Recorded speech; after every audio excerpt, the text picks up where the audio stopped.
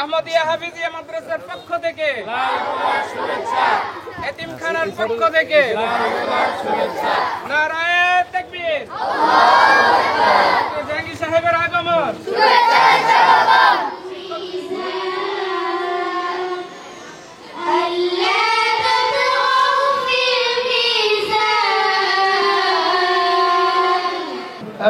পরে দিচ্ছেন আলহামদুলিল্লাহ আমাদের প্রধান মেহমান ডক্টর জাহাঙ্গীর কবির স্যার, তিনি আমাদের হাফেজে কোরআন মেয়েদেরকে, ছাত্রীদেরকে।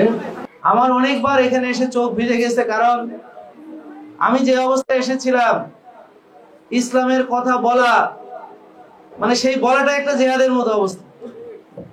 সেখানে এই ধরনের প্রতিষ্ঠান গ্রো করার মতো পরিবেশ কিচ্ছু ছিল না। মেয়েদের জন্য এই পর্যন্ত কোনো এতিমখানা বাংলাদেশে ওইভাবে আছে আপনারা বলেন?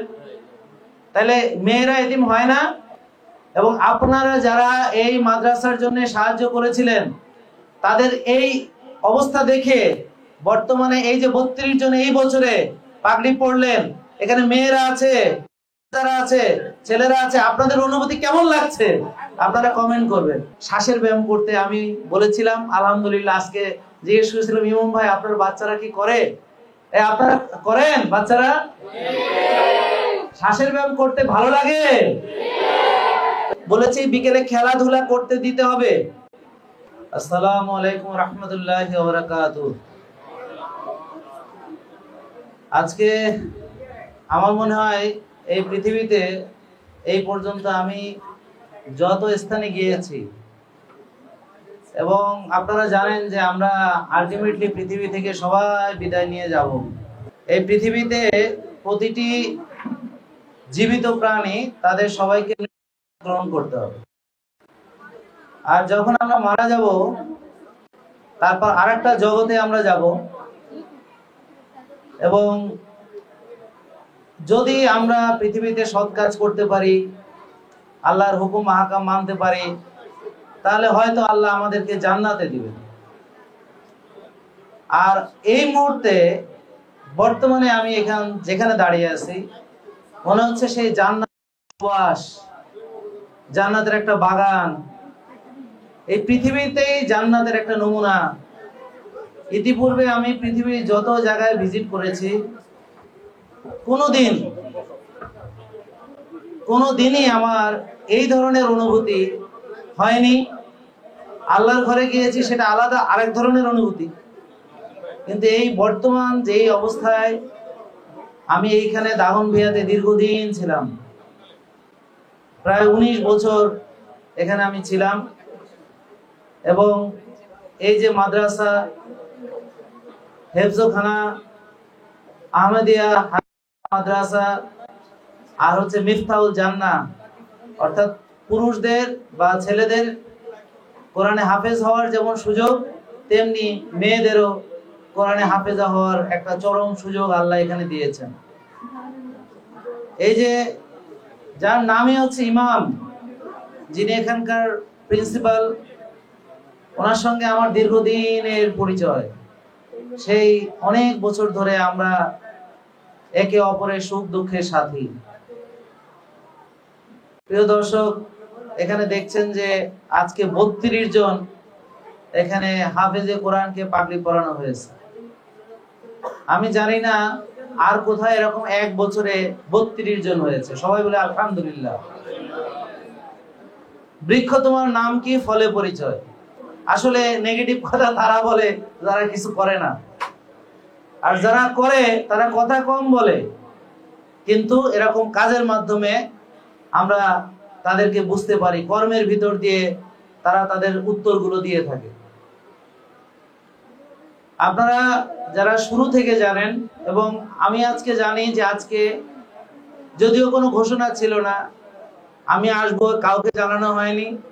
নুরনবী দুলাল ভাই আমাকে দেখে অবাক হয়ে গেছে, বলতেছে আমি তো জানি না। আমি বললাম তাইলে বুঝেন আর কেউই জানে না। তাহলে আজকে আমার যারা দর্শক আছেন, যারা দেখেছিলেন এই যে মাদ্রাসাটা ভেঙে পড়ে যাচ্ছিল, ফাটল ধরা মাদ্রাসার ভিডিও আমরা দিয়েছিলাম, এটা ওনারা এই অনেক বছর ধরে এই এতিম বাচ্চাদেরকে, এই মাদ্রাসাকে তারা অর্থ দিয়ে সাহায্য করছে। আজকে যে বিল্ডিংটা আমরা দেখতে পাচ্ছি, আমি যখন প্রথম এখানে এসেছি তখন এটা ছিল ফাটল ধরা ভঙ্গুর বিল্ডিং, আর কয়েকদিন পরে এমনিতেই ভেঙে পড়ে যাবে। আর আজকে আলহামদুলিল্লাহ অনেক বড় একটা কাজ হয়েছে। এবং কেন হয়েছে? এই যে সারা পৃথিবী থেকে সাহায্য এসেছে, কি বলেন ইমাম ভাই? তাহলে এটাকে আমরা একটা আন্তর্জাতিক প্রতিষ্ঠান বলতে পারি, কারণ এখানকার প্রতিটা ইট পাথর ধুলিকণা এটা সারা পৃথিবীর মানুষ সাহায্য করেছে। যারা আমাকে ভালোবাসে তারা সবাই সাহায্য করেছে। আজকে এই অনুষ্ঠান দেখে নিশ্চয়ই তারা চোখের পানি ফেলবে। আমার অনেকবার এখানে এসে চোখ ভিজে গেছে, কারণ আমি যে অবস্থায় এসেছিলাম, ইসলামের কথা বলা মানে সেই বলাটা একটা জেহাদের মতো অবস্থা। সেখানে এই ধরনের প্রতিষ্ঠান গ্রো করার মতো পরিবেশ কিচ্ছু ছিল না। এটা যদি পরিবেশগত অবস্থা বলেন, যদি সমাজগত অবস্থা বলেন, আর এটার যদি ভিত্তি প্রস্তরের কথা বলেন, সব দিক থেকে মনে হচ্ছে এটা বুঝি শেষ হয়ে যাচ্ছে। এবং আমি জানি যে ইমাম ভাই অনেক অনেক অনেক পজিটিভ মাইন্ডেড একজন পার্সন, উন্মুক্ত মনে একজন মানুষ, এমন একজন আলেমে দ্বীন উনি, যিনি সবার কথা শোনেন, অন্ধ নন। তো এত পজিটিভ একটা মানুষ উনি, দেখলাম হতাশাগ্রস্ত আমার কাছে দেখে মনে হলো। আমি বললাম, ভাই শোনেন একটা কথা, আল্লাহর ওয়াদা সত্য, মনে রাখবেন, যদি আপনার ঈমান থাকে এবং আল্লাহ যদি আপনাকে রক্ষা করেন, পৃথিবীর কোনো শক্তি নেই আপনার লোমের গোড়া ছিঁড়তে পারে। আর যদি আল্লাহ কাউকে ধ্বংস করেন, সারা পৃথিবীর সকল মানুষের ভালোবাসা, এত ভক্ত বৃন্দ ইত্যাদি কোনো কিছু আপনার কোনো কাজে আসবে না। আর বলেছিলাম আরেকটা কথা, মনে রাখবেন, আপনাকে আমি চিনি, আপনার কাজ সম্পর্কে আমি জানি। বহু বহু বাবা মা, বহু বহু এতিম সন্তান, অনেকের দোয়া আপনার সঙ্গে আছে। আপনি যে এই বাচ্চাদেরকে যে মোরালের ভিতরে বড় করছেন, বেশিরভাগ সময় আমরা দেখি, এখানে কারো সমালোচনা করছি না, বাস্তবতা তুলে ধরছি, বাস্তবতাটাকে তুলে ধরার চেষ্টা করছি। আমরা জীবনে বহু এতিমখানা দেখেছি, দেখি নাই আমরা? এবং এই এতিমখানা একসময় ওরকমই ছিল। কিরকম? যখন হয়তো বিপদে পড়ে এই বাচ্চাদেরকে পাঠাতে হতো বাড়ি বাড়ি সাহায্য কালেক্ট করার জন্য, বাধ্য হয়ে। তো যখন ইমাম ভাই প্রথম সিদ্ধান্ত নিলেন যে আমার কোন এতিম কারো বাড়িতে যাবে না, এবং তাদেরকে ইংরেজি শিক্ষা, আরবি শিক্ষা, আরবির অর্থ শিক্ষা এবং তেলাওয়াত এবং আধুনিকায়ন, যে বড় বড় কারিদের তেলাওয়াত এখানে শোনানো হয়, এবং এদের ইসলামী সংস্কৃতি চর্চা, আর পাশাপাশি আমারও কিছু এখানে ধরেন শ্বাসের ব্যায়াম করতে আমি বলেছিলাম। আলহামদুলিল্লাহ আজকে জিজ্ঞেস করেছিলাম, ইমাম ভাই আপনার বাচ্চারা কি করে? আপনারা করেন বাচ্চারা? শ্বাসের ব্যায়াম করতে ভালো লাগে? ইমাম ভাই বললো ওদের অন্যান্য হেফজখানায় দেখা যায় টেস্ট। এমনকি আমাদের আশরাফ ভাই মনে আছে, ওনার বাচ্চাকে নিয়ে একদিন আমার কাছে গিয়েছিলেন। আশরাফ ভাইকে সবাই চেনেন আপনারা। হ্যাঁ, বাচ্চাটাকে মাদ্রাসায় রাখতে পারছে না, ছুটে যাচ্ছে, বলে যে কি, আমি মনে হয় কিছু একটা তারে ধরছে, গ্রামের ভাষায় কি জানি বলে না, কি জানি বাচ্চাদেরকে, হ্যাঁ জিনে ধরছে নাকি, পুরো আলগা ধরছে, আলগা আলগা। আসলে হয়েছে কি, এত ডিসিপ্লিন এই হেফজ মাদ্রাসা গুলাতে, বিশেষ করে পরে ওঠা, আর্লি ঘুমানো, এক সেকেন্ড এদিক ওদিক হতে পারে না। সঠিক সময়ে তালিম শুরু হয়ে যায়, সঠিক সময়ে কোরআনের পাঠদান শুরু হয়ে যায়, সঠিক সময়ে প্রোগ্রাম শেষ হয়ে যায়। এত ডিসিপ্লিন আপনারা অন্য কোনো প্রতিষ্ঠানে দেখবেন না। এখন বাচ্চারা মন মরা হয়ে যায়, বাবা মার থেকে অনেকে দূরে থাকে, একটা নির্দিষ্ট ডিসিপ্লিনে গণ্ডির ভিতর থেকে বেরোতে পারে না। এই সময় তাদের অনেক দুষ্টামি বাদরামি করতে মনে চায়, সেটাও পারে না। তো অনেক রকম ভাবে তারা মানসিক ভাবে ডিপ্রেশনে চলে যায়। অন্যান্য জায়গায় আমরা এটা দেখে আছি। আর এখানে বাচ্চারা, তোমরা ভালো আছো তো? তোমরা কি উৎফুল্ল আছো, আনন্দিত? আলহামদুলিল্লাহ, আপনারা সাক্ষী থাকলেন। এদেরকে বলেছি বিকেলে খেলাধুলা করতে দিতে হবে, এদেরকে সরিষার তেলে খেতে দেওয়ার জন্য আমি অনুরোধ করেছি। যদি সম্ভব হয় বলেছিলাম লাল চাল দিতে, আমি জানি না সম্ভব হচ্ছে কিনা। বলেছিলাম যে আমরা যে খাবার খাই তারা সেই খাবার খাবে, যারা টাকা দিয়ে পড়াশোনা করে তারা যেই খাবার খাবে, আর যেই বাচ্চার বাবা নেই মা নেই একই খাবার খাবে। যার বাবা মা নেই তার যে মর্যাদা, তার বাবা মা তাকে যেভাবে লালন পালন করতো, এখানে প্রতিটা বাচ্চা সেইভাবে লালিত পালিত হয়। কি বলেন আপনারা? এবং তাদেরকে যেতে সুযোগ দেওয়া, সবসময় সম্ভব না হলেও মাঝে মাঝে এই সুযোগ দেওয়া, খালি পায়ে একটু ঘাসে হাঁটবে বা মাঠে হাঁটবে এই সুযোগটা দেওয়া, এবং 7 ঘন্টা যেন মিনিমাম যেন তারা 7টা ঘন্টা ঘুমাতে পারে দিনে রাতে মিলে, এই সুযোগটা তাদেরকে তৈরি করে দেওয়া। আমাদের ইমাম ভাই তার কথা রেখেছেন। এবং আজকে সকালে জিজ্ঞেস করেছিলাম, ভাই আপনার বাচ্চারা এখন কেমন সুস্থ? বলে যে ওরা শুধু সুস্থ না, ওরা আনন্দিত, উৎফুল্ল, এবং তারা হচ্ছে আনন্দের সঙ্গে তারা এখানে থাকছে। এই যে এটা একটা মডেল তৈরি হতে পারে। এখানে সাইফুর স্যার নিজে এসেছিলেন ইংরেজির জন্য। আমি অনেক আগে অনুরোধ করেছিলাম, সেই ভিডিওটা এখনো আছে, যে যদি কারো সুযোগ থাকে এই এতিম বাচ্চাদেরকে, এই মাদ্রাসার এদেরকে ইংরেজি শিক্ষায় শিক্ষিত করার জন্য তাদেরকে আপনারা সাহায্য করবেন। সাইফুর স্যার এখানে এগিয়ে এসেছেন, যদিও আমার সঙ্গে তার সরাসরি দেখা হয়নি, বাট হবে ইনশাল্লাহ ভবিষ্যতে। এরকম আমার মনে যা চেয়েছে, আমি ইমাম ভাইকে বলেছিলাম, ভাই শুনেন, আপনি কাজ করে যান, আর আল্লাহর প্রতিষ্ঠান এটা আপনার না, আল্লাহ এটাকে বড় করবে ইনশাআল্লাহ। এটা আপনার কাজ না, এটা কাজ আল্লাহ নিজেই এটা তত্ত্বাবধান করবেন। কি বলেন? এই দেখেন মাত্র অল্প কিছুদিনের ভিতরেই এটার বাস্তব প্রমাণ। এখন 1500-রও বেশি ছাত্র ছাত্রী এখানে আছে। আরেকটা সবচেয়ে গুরুত্বপূর্ণ বিষয়, এখানে মেয়ে এতিম কেউ রাখে না। প্রিয় দর্শক, যারা দেশ বিদেশে দেখবেন, এবং সবার কাছে অনুরোধ করব, যারা দেখছেন এই মুহূর্তে লাইভে, ভবিষ্যতে আবার আমরা আপলোড দিব ভিডিওটি, তারা সবাই একটু শেয়ার করবেন। এবং আপনারা যারা এই মাদ্রাসার জন্য সাহায্য করেছিলেন, তাদের এই অবস্থা দেখে বর্তমানে এই যে 32 জন এই বছরে পাগড়ি পড়লেন, এখানে মেয়েরা আছে, যারা আছে, ছেলেরা আছে, আপনাদের অনুভূতি কেমন লাগছে? আপনারা কমেন্ট করবেন, আপনারা শেয়ার করবেন, সবাইকে জানাবেন, বিশ্ববাসীকে জানাবেন। এই যে দেখেন আপনারা যে সাহায্য সহযোগিতা করেছেন, সেটা বিফলে যায়নি। মনে রাখবেন, এই পৃথিবী থেকে আমরা চলে যাব, বিদায় নিয়ে যাব। তবে অনেকেই বলে টাকা পয়সা নাকি কবরে নেওয়া যাবে না। আমি বললাম টাকা পয়সা যথেষ্টই কবরে নেওয়া যাবে। সেটা কিভাবে?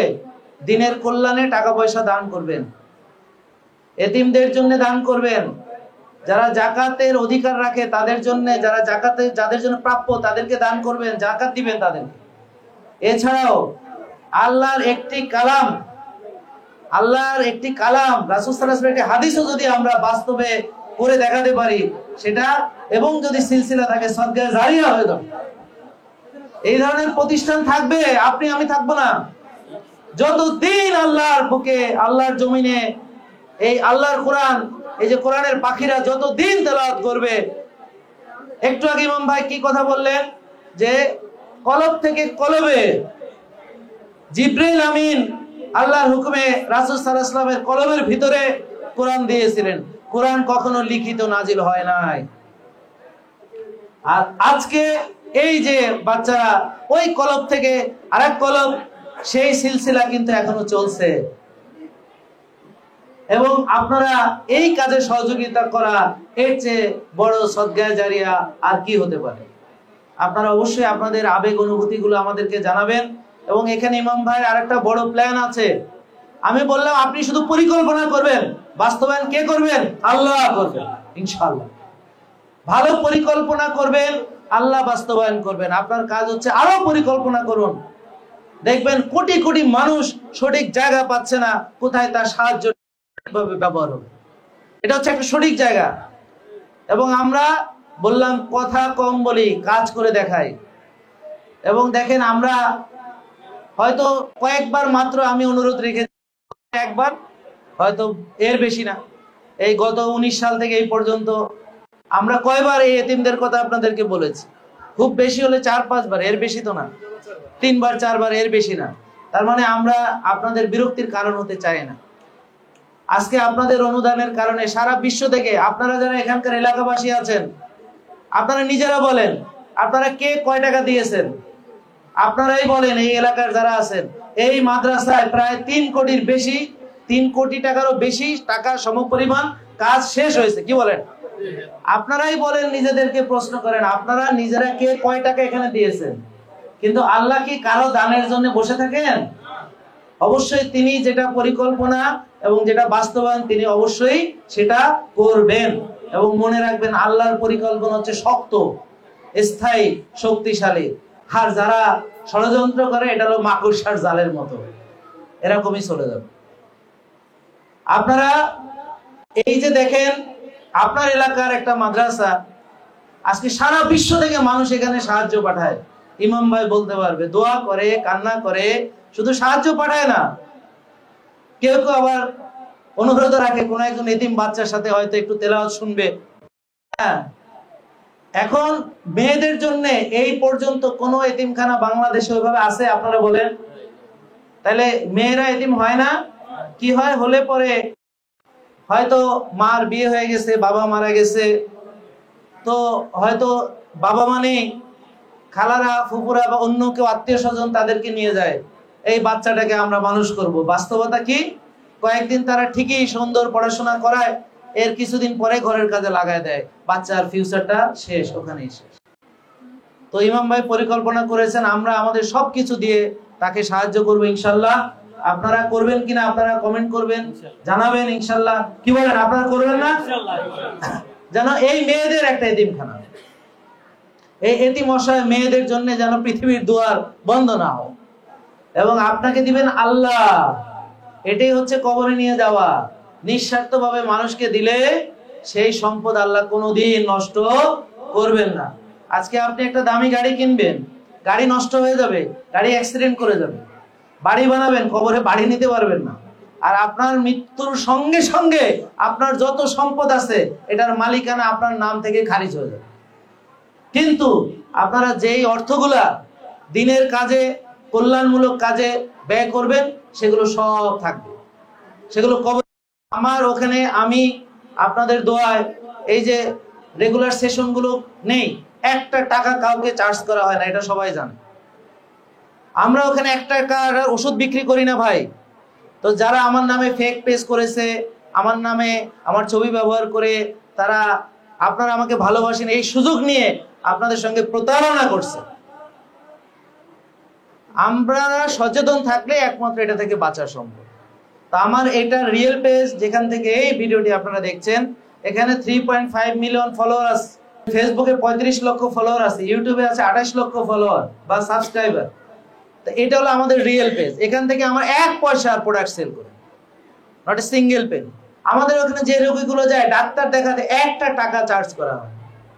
পুষ্টিবিদের স্বাভাবিক পরামর্শ নিতেও 500 থেকে 1200 থেকে 2000 টাকা লাগে, আমাদের এখানে 1 পয়সা লাগে না। একটা জিমের পরামর্শ নিতে 500 টাকা দিতে হয়, আমাদের এখানে 1 পয়সা দিতে হয়। একটা ডাক্তারকে 1 টাকা ভিজিট দিতে হয়। টেস্টে 20% ডিসকাউন্ট আছে, আমরা প্ল্যানার দেই সঙ্গে, আমরা সঙ্গে গাইডলাইন দিচ্ছি। এই যে লক্ষ লক্ষ টাকা আমরা এই সেবাগুলো মানুষকে দিচ্ছি, এটা কেন? কারণ এগুলো কবরে যাবে। কি বলেন, যাবে কিনা? একটা লোক নামাজ পড়তে পারতো না, এই যে নূর নবী দুলাল ভাই ওইখানে বসে আছে, আপনারা তো ওনাকে সবাই চিনেন, ভাবির কথা সবাই জানেন, ওনার স্ত্রীর কথা। তো ওনারে যখন জাহাঙ্গীর কবি সম্পর্কে বলে, উনি বলে আমরা হলাম বদ্রী সাহাবী। এই কেবল বলতেছিল, আমরা হইলাম যখন তোমরা জানতা না, যখন উনি ইউটিউবে ফেসবুকে আসে নাই, তার আগেই ওনার স্ত্রী আলহামদুলিল্লাহ প্রথমবার যখন এনজিওগ্রাম করে, ব্লক, তার অপারেশন লাগবে, রিং লাগবে, ওনারা টাকা পয়সা সব জোগাড় করে গেছে। আলহামদুলিল্লাহ আমাকে ফলো করে কয়দিন পরে, 1 বছর নাকি 2 বছর ফলো করার পর যখন আবার গেছে, বলে আগের রিপোর্ট ভুল, বলে যে এখন কোনো ব্লক নাই, এই যে উনি এখানে বসে আছে। তো তখনও মানুষ ফেসবুকে, ইউটিউবে আমাকে চিনতো না তখনও। কারণ আপনারা জানেন যে আমি আগে এই দাগনভূঞার মানুষ যখন অনেক মানুষ যখন ওষুধ মুক্ত হলো, ডায়াবেটিসের ওষুধ থেকে বের হয়ে গেল, উচ্চ রক্তচাপের ওষুধ ছেড়ে দিল, এই যে দুলাল ভাইয়ের মতো যারা আছে, যারা আমাকে ফলো করলো, করে দেখেন দুলাল ভাই এখন কত সুস্থ, কি বলেন? এই আপনাদের ভিতরেই তো আছে। এখন ওনার স্ত্রী ইয়াং হয়ে গেছে, আবার অন্য কিছু ভাইবেন না, হ্যাঁ ইয়াংই থাক। তো যাই হোক, এই যে ইয়াং হয়ে গেছে আলহামদুলিল্লাহ। তো এগুলো হয়েছে মানুষ যখন ফেসবুকে চিনে না, ইউটিউবে চিনে না, তারও আগে তো লাখ লাখ মানুষ আমাকে চিনতো না। যারা ভালো হয়েছে, যখন দেখছি ভালো হচ্ছে, তখন এইটা সারা পৃথিবীর মানুষকে ছড়ানোর জন্য আমরা তখন সোশ্যাল মিডিয়ার যে প্ল্যাটফর্ম গুলা, যেখানে মানুষ টিকটক ভিডিও বানায়, যেখানে মানুষ নোংরা ভিডিও বানায়, যেখানে মানুষ অশ্লীল কুশ্লীল, বিভিন্ন ভাবে তরুণ সমাজকে মিসগাইড করা হয়, ভালো কাজও হয়, সেই প্ল্যাটফর্মটা যেগুলো তুমি ফেসবুক ব্যবহার করো নষ্ট হয়ে গেছে, তুমি ইউটিউব দেখো নষ্ট হয়ে গেছে, সেখানে এসে মানুষ ভিডিও দেখে দেখে ভালো হয়ে সুস্থ হয়ে ওষুধ মুক্ত হয়ে যাচ্ছে। আমাকে না দেখিয়ে সে আমেরিকাতে আছে ওখান থেকে, সে কানাডাতে আছে ওখান থেকে, সে অস্ট্রেলিয়াতে আছে ওখান থেকে, সে সৌদি আরবিয়াতে আছে, সে আফ্রিকাতে আছে, ওখান থেকে দেখে ভালো হয়ে তারপর এসে দেখা করে। ওদিন একজন কানাডিয়ান ভদ্রলোক, মানে আমাদের দেশেরই, অনেক বছর সে কানাডা থেকে এসেছে, তার ওয়াইফ বলতেছে যে তুমি এত বড় বড় তুমি বাংলাদেশে যাইতেছো ডায়াবেটিসের চিকিৎসা করতে একজন ডাক্তারের কাছে, যার কিনা একটা পোস্ট গ্রাজুয়েশন ডিগ্রিও নাই, নর্মাল MBBS। তা এখন উনি শুধু ভালো হয়েছেন তাই না, 1 বছর 10 দিন উনি আমাকে ফলো করে ওনার টাইপ 1 হয়ে গেছিল, অর্থাৎ ইনসুলিন তৈরি হইতো না। এবার পরীক্ষায় এসেছে যে ওনার এখন নতুন করে আবার ইনসুলিন তৈরি হচ্ছে। এটা যারা রেগুলার আমার লাইভ দেখেছে তারা, উনি এখানে এসে আমার লাইভ সেশনে কথাগুলো বলেছে। তাইলে আপনারা সেবামূলক যে কোনো কাজ, আর যেহেতু এখানে অনেক আলেম ওলামা হাফেজ আপনারা আছেন, তো যারা এই যে আমার বড় মেয়েও কিন্তু হাফেজা কমপ্লিট করেছে, আমার বড় মেয়ে হাফেজা কমপ্লিট করেছে অনেক আগে তামিরুল মিল্লাত থেকে, কিন্তু ও এখন ফার্মেসিতে পড়তেছে, ভার্সিটিতে। আপনারা ওর জন্য দোয়া করবেন, কারণ হয়তো পড়াশোনার চাপে সে একটু এখন আগের মতো চর্চা করতে পারে না, কিন্তু আমি মনে করি ভিতরে থাকলে একদিন আবার বের হয়ে আসবে ইনশাআল্লাহ। আপনারা তার জন্য দোয়া করবেন, নুসরাতের জন্য, যেন ওর ভিতরের যে কোরআনটা আবার যেন তাকে এই যে সামনে রমজান মাস আছে, যেন রমজান মাসে যেন সে আবার একটু ঝালাই করে নিতে পারে। এটাকে আপনারা কি বলেন হুজুর? ইয়াদ, আবার যেন সে ইয়াদ করে, এটা কি দোয়া করবেন। তো এই যে আপনারা যারা গার্জিয়ানের সিটে বসে আছেন, দেখেন আমি আমার বড় মেয়েকে সবার আগে আমার ইচ্ছা ছিল যে ওকে হাফেজা হবে, এর জন্য কম স্যাক্রিফাইস হয়নি, কম বাধা মোকাবেলা করতে হয়নি। ডাক্তারের মেয়ে, সেখানে এটা করতে দেবে, এবং এমনকি ওর ক্যারিয়ারেও অনেক সমস্যা হয়ে গেছে, এবং দীর্ঘদিন সে আমাদের থেকে দূরে ছিল, ডিটাচ ছিল। তাদের সাথে আমাদের যে বাবা মা, তার মেয়ের সাথে যে একটা রিলেশন, এমনিতে আমরা ব্যস্ত থাকি, তার ভিতরে সে ছিল বাইরে। কিন্তু আল্লাহর রহমতে কিন্তু সব কিছু আল্লাহর রহমতে আল্লাহ সমাধান করে দেন। এজন্য আপনারা মন খারাপ করবেন না। আর যখন সুস্থতার সঙ্গে, সুস্বাস্থ্যের সঙ্গে একটা বাচ্চা যখন কোরআনকে কলবে ধারণ করবে, তখন দেখবেন ইবলিস তার সব চেলাপেলা নিয়ে তার পিছনে লেগে যাবে। আমার কথা বুঝতে পারছেন? তার চেলাপেলা, মানুষ শয়তান, জিন শয়তান, যারা তাকে ফলো করে, এরকম সবাইকে সে লাগিয়ে দিবে, পিছনে লাগিয়ে দিবে। আপনারা শুধু একটা কথা মনে রাখবেন যে আপনারা এই যে আলেমরা আছেন, আপনারা শুধু কোরআন মুখস্থ করলে এটা অবশ্যই অনেক অনেক ভালো, অবশ্যই কোরআন মুখস্থ করতে হবে, তবে তেলাওয়াত করতে হবে। তবে কি আছে অর্থ যদি আমরা না বুঝি, তাহলে এটার যে আল্লাহ আমাদেরকে কি বলতে চান, ধরেন আপনি ডাক্তার দেখালেন, ডাক্তার প্রেসক্রিপশন লিখে দিল, আপনি প্রেসক্রিপশন 3 বেলা তেলাওয়াত করেন, প্রেসক্রিপশন পানিতে ডুবিয়ে ডুবিয়ে 3 বেলা পানি খান, কিন্তু এখানে যে কি ওষুধ লেখা আছে সেটা আপনি কেনেন নাই, সেটা গ্রহণ করেন নাই, সেটা আপনি ব্যবহার করেন নাই, তাহলে কি হবে?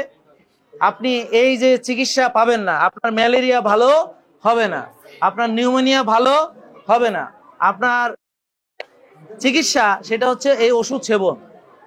ঠিক একইভাবে কোরআন হচ্ছে আমাদের চিকিৎসা, আমাদের আত্মিক চিকিৎসা, আমাদের মানসিক চিকিৎসা, এমনকি আমাদের শারীরিক চিকিৎসা। আপনারা জেনে খুশি হবেন, এই পর্যন্ত যত লোক ভালো হয়েছে, প্রায় 60-70টা রোগ থেকে যারা ওষুধ মুক্ত হয়ে এখন সুস্থ জীবনে চলে এসেছে, তারা সবাই ভালো হয়েছে এই কোরআনের জ্ঞানের মাধ্যমে। এটা কোনো মেডিকেলের জ্ঞান দিয়ে হয়নি। রোজা, নামাজ পড়া, 5 ওয়াক্ত, মসজিদে গিয়ে গিয়ে সার্কাডিয়ান রিদম ঠিক হয়ে যায়। রোজার মাধ্যমে 60-70টা রোগ শেষ। নিয়মানুবর্তিতা, শৃঙ্খলা, অজু করা, ক্যাম করা, একদম কাঁধে কাঁধ মিলে দাঁড়ানো, ইমামের হুকুমকে ফলো করা, রুকু করা, সিজদা করা, এগুলো হচ্ছে সব হচ্ছে সায়েন্টিফিক। এবং তারা এক ভাগ খায়, যারা কোরআন হাদিস মানে তারা অতিরিক্ত খাদ্য গ্রহণ করে না, তারা ক্ষুধা লাগলে খায়, তারা ক্ষুধা থাকতে থাকতে খাওয়া শেষ করে, তারা অতিরিক্ত খাদ্য গ্রহণ করে না। অতিরিক্ত খাদ্য গ্রহণ হচ্ছে ইবলিসের পদ্ধতি, বিশ্বাস করেন।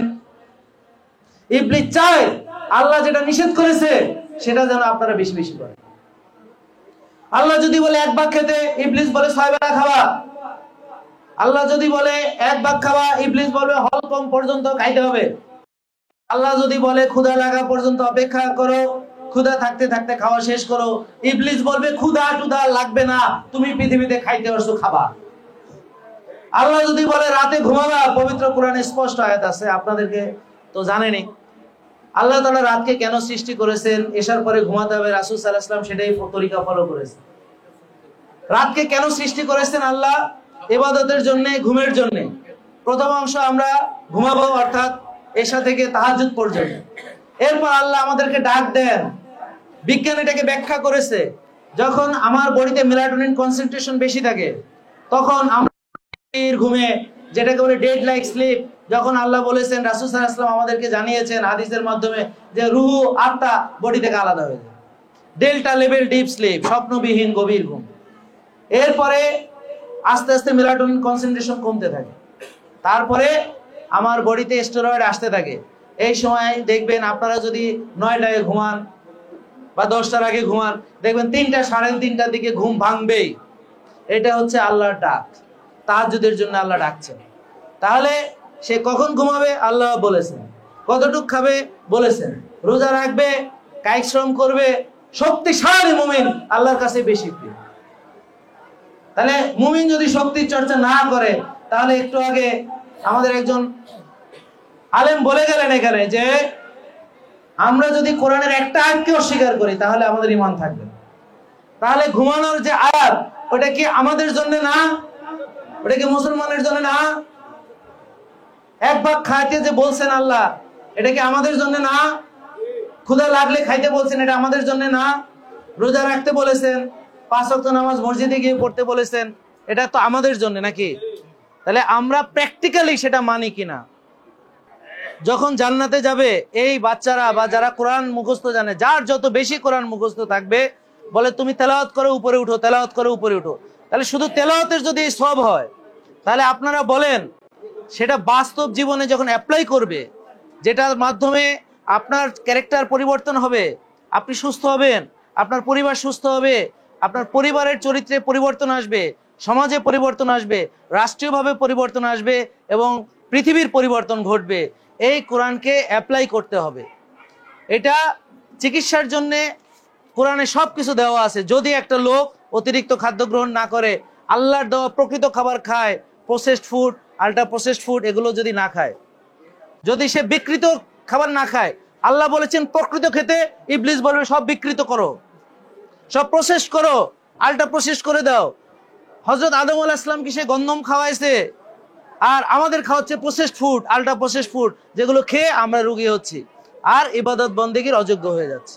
আর আমরা নামাজ পড়তে পারছি, আমার মাজা গেছে, আমার গিরাগারা গেছে, আমি এখন হাঁটতে পারি না, আমি এখন নামাজ আদায় করতে পারি না। শয়তানের কাজ আপনারা যেন ইবাদত করতে না পারেন, শয়তানের কাজ আপনারা যেন দুর্বল হয়ে যান, শয়তানের কাজ আপনারা যেন শক্তি চর্চা না করেন। আপনারা আল্লাহ যদি বলে রাতে ঘুমাও, শয়তান বলবে রাত জেগে থাকো। আল্লাহ যদি বলে ভোরে ওঠো, শয়তান বলবে না এখন ঘুমাও। আল্লাহ যদি বলে যে মসজিদে যাও নামাজ পড়তে, একমাত্র দেখবেন রোজার দিনেই আপনি ফজরের নামাজে দেখবেন মসজিদ ভরে যাবে, আর বছরের বাকিগুলো আর কোরআনের বাইরে আমরা চলবো, মানে আমাদের নামাজ শুধু রোজার মাসে ফজরের নামাজ পড়লে হবে, এটা কোনো কোরআনে আছে? তা আমরা যে কোরআনকে মুখস্থ করলে হবে না, আমরা কোরআনকে মানতে হবে, কোরআনকে বুঝতে হবে, কোরআনকে শিখতে হবে। আর সবচেয়ে বড় কথা হলো একটা আয়াত শিখুন, সেটাকে অ্যাপ্লাই করুন, আর একটা আয়াত শিখুন, সেটাকে অ্যাপ্লাই করুন, আর একটা আয়াত শিখুন, অ্যাপ্লাই করুন। দেখেন আপনারা সুস্থ শারীরিকভাবে, মানসিকভাবে, আত্মিকভাবে থাকবে, আপনি ভালো থাকবেন, আপনার পরিবার ভালো থাকবে, রাষ্ট্র ভালো থাকবে। তো সবাইকে অনেক অনেক ধন্যবাদ। আসসালামু আলাইকুম ওয়া রাহমাতুল্লাহি ওয়া বারাকাতুহু। তৈরি করেছেন আল্লাহ আমাদের খাদমতকে কবুল এবং মঞ্জুর করে নেন। আল্লাহ তাআলা মানুষের জন্য যারা দান সাদকা করেছেন প্রত্যেকের দান সাদকা কবুল এবং মঞ্জুর করে নেন। রব্বে কারীম আপনার কাছে আমরা ফরিয়াদ করি, আল্লাহ এই রহমানের বিপদ আপদ বালা মুসিবত থেকে আমাদের সবাইকে হেফাজত করিয়ে